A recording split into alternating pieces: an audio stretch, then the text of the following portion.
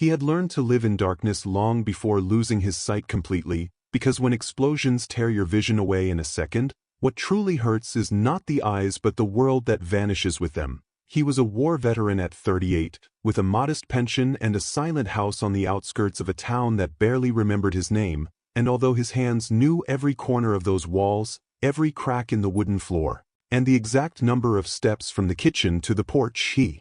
never quite grew used to the hollow weight of days without purpose, so that October Tuesday, when the air smelled of wet earth and dead leaves, he decided to walk along the old road that connected his property to the town, not because he needed anything in particular, but because standing still was worse than stumbling, carrying his cane in one hand and habit in the other, that ability to read the world through sound, the wind against the trees, the crunch of stones beneath his boots, the distant hum of an engine passing by without stopping, until, amid the steady murmur of the afternoon, he heard something different, a weak, broken whimper that came not from the forest but from the asphalt itself. He stopped short, turned his head searching for the source with that instinctive gesture of someone who still believes that looking helps, and heard it again, clearer this time, an animal lament that spoke of pain and abandonment. So he moved forward slowly, probing with the cane until its tip struck something soft and warm that shrank at the touch. Then he crouched carefully, reached out, and his fingers found dirty fur, sharp ribs, a small body trembling uncontrollably, a dog he knew immediately, but not just any dog, one deliberately left there, tied with an old rope to a signpost and abandoned under the sun as if it did not matter, and he felt anger rise, that old anger he thought he had left behind, along with something deeper, an instant connection to that broken animal. Asking for nothing more than not to die alone, he cut the rope with the knife he always carried in his pocket, lifted the dog gently, noticed it did not struggle, that it simply let itself be carried as if it understood this was its last chance, and began walking back home with the animal pressed against his chest, feeling the faint beats of a heart that had not yet given up. And the first days were hard not because the dog was aggressive or troublesome but because both were learning to trust something they believed was lost forever. As the veteran fed it patiently with small portions of soft food the animal barely touched at first, fresh water in a metal bowl always placed in the same spot so the dog would know where to find it, and though he could not see it, he knew by the sound of its breathing, by the weight of the silence, that the animal watched him with a mix of fear and curiosity. He gave it a simple name, Scout, because that was what they called in his unit the soldier who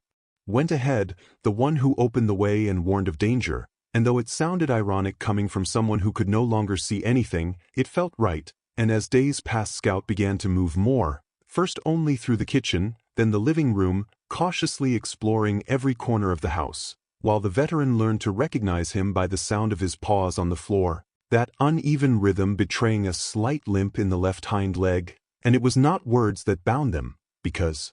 words between a blind man and a wounded dog mean very little, but something else entirely, shared routine, mornings on the porch listening to the wind, nights by the stove where warmth became companionship, and above all the feeling that neither of them was completely alone for the first time in a very long while, until one afternoon, as he prepared coffee in the kitchen, Scout did something unexpected, approaching slowly and resting his muzzle against the man's leg, a small gesture heavy with meaning, and the veteran lowered his hand, stroked the dog's head, and felt something like peace, that fragile peace you do not seek but that sometimes arrives without warning. Weeks passed, and life found a new rhythm, one made of short walks around the land, meals shared in silence, and nights where the only sound was their breathing in the same room. The veteran noticed that Scout had begun to change, no longer the frightened, starving animal he had found on the road, but something different now in his behavior, a constant attentiveness, a way of moving that seemed to anticipate every step he took, and at first he thought it was just the dog's instinct seeking security, but over time he understood it was more than that. Scout had begun to guide him, always positioning himself on the correct side when they walked, stopping before steps, giving a soft bark when something blocked the path, as if he understood that his owner could not see and had decided, on his own, to become his eyes, without training, without a harness, without formal commands, simply doing it, because sometimes animals understand what humans take years to accept, that caring for someone is the best way to thank them for saving you. One morning, while he was trying to fix the garden fence, Scout stopped him with a firm bark and planted himself in front of him without moving, and when the veteran extended his cane he felt emptiness, a hidden gap in the ground covered by grass, an old forgotten well that would have swallowed him if he had taken one more step. And in that moment he knew Scout was not just a rescue dog but something greater, the second chance they both needed, and from that day on he stopped walking alone, because he no longer had to. But life has a cruel way of reminding you that peace is never permanent, and that November night, when the cold was already biting and the wind pushed branches against the windows, something changed. The veteran was sitting in his favorite chair with a cup of warm tea, listening to the radio as he did every night, when Scout began to act strangely, restless, pacing back and forth, whining softly, his body tense. In that way animals have when something is wrong, and he spoke to him calmly, tried to soothe him, but Scout would not settle. Instead he came closer, nudged his leg with his muzzle, tugged at his pant leg with his teeth, insisting with an urgency that could not be ignored. So the veteran set the cup aside, stood up, and Scout guided him toward the back door, barking louder now, more desperate. And when he opened it the air that rushed in was not just cold but heavy, thick, carrying a smell that made his skin prickle instantly, smoke, which he could not see but could smell and feel in his throat and lungs, as Scout kept pulling him away from the house, toward the yard, toward the open space where the air was still breathable, and then he heard it, that unmistakable crackling, the dull roar of fire beginning to devour old wood and a dry roof, and he understood that the house was burning, that if Scout had not insisted, if he had not dragged him out in time, he would now be trapped inside with no way to orient himself, no chance to escape, because a blind man in the middle of a fire has no chance at all. He dropped to his knees in the wet grass, his heart pounding against his chest like a wild drum, and Scout stayed by his side, pressed close, barking into the night as if calling for anyone to come help, and the sirens arrived 20 minutes later, red lights he could not see but that filled the air with voices, commands, the violent rush of water against the flames, and when it was over, when the fire was under control and the house was reduced to a blackened, smoking shell, one of the firefighters came over, draped a blanket over his shoulders, and told him he had been lucky, that the fire had started from an electrical short in the kitchen and that if he had been asleep or disoriented he would not have made it out alive. But the veteran did not answer. He only lowered his hand and stroked Scout's head, feeling the warm fur, the exhausted body of the animal who had done the impossible. And in that moment he knew with absolute clarity that he had not rescued that dog on the road, that in truth it had been the other way around, that Scout had rescued him from the very first day, not just that night but every morning, every step, every moment when the darkness threatened to swallow him completely,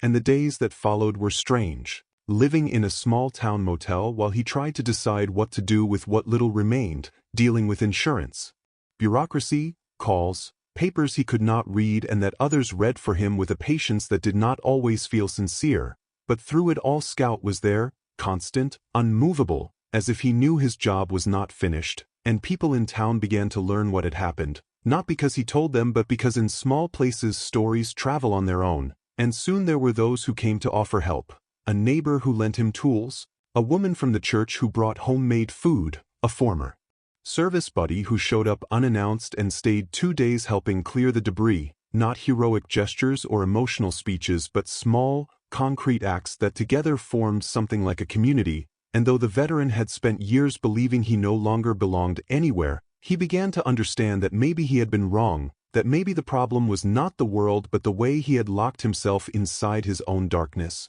while Scout, for his part, earned everyone's respect not only for what he had done that night but for the way he continued to care for his owner with a loyalty that needed no explanation, and there were those who said that dog was special, that there was something different about him, and though the veteran did not believe in miracles, he could not deny that Scout had come into his life exactly when he needed him most, as if the universe, just once, had decided to be generous. In time, they rebuilt, not the same house, but something new, smaller and simpler, with floors that did not creak and windows that let the air in without letting the cold through, and although the veteran knew he would never see those walls, he knew them by touch, by the scent of fresh wood, by the sound of Scout moving through the rooms as if they were his too. Life did not become perfect, because life never is, but it became possible, and that, For someone who had spent years feeling as though he was only waiting for the end, was more than enough, and he learned to accept that blindness was not the end of everything, that he could still be useful, that he could help at the town's veteran center, share his story with others who were also fighting their own internal wars, and Scout went with him everywhere, not as an official service dog but as what he truly was, a companion, a friend, living proof that sometimes salvation does not arrive in the form you expect but in the form you need. One afternoon, as they sat on the new porch listening to birdsong and the soft wind through the trees,